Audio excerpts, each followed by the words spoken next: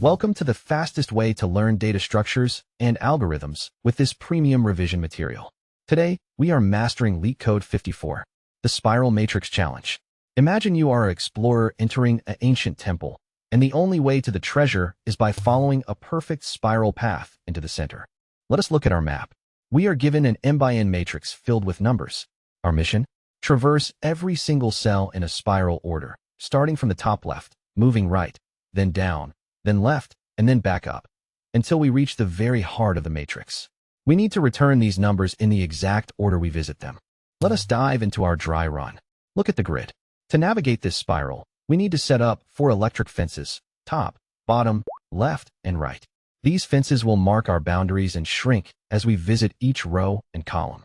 Initially, our top fence is at the first row, bottom is at the last, left is at the first column, and right is at the last. Step 1. We move from left to right along the top fence. We grab 1, 2, and 3.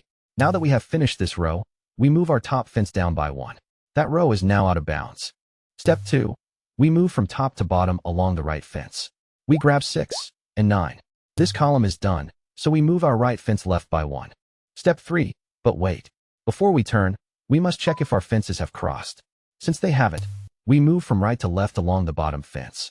We grab 8 and 7. Now we move our bottom fence up by 1. Step 4. We move from bottom to top along the left fence. We grab 4. Finally, we move our left fence right by 1. Our fences have shrunk. We repeat the cycle, moving from left to right, and we grab 5. Now, our fences have crossed. There is nowhere left to go. We have finished our spiral journey. Now, let us look at the Python code. We start by defining our 4 boundaries, top, bottom, left, and right. We also create a list called result to store our path. We use a while loop that keeps running as long as our fences haven't crossed. Inside, we have 4 mini journeys. First, we travel from left to right along the top row. After the trip, we increment top to close that row. Second, we travel from top to bottom along the right column. Then, we decrement right to close that column. Now for the safety check.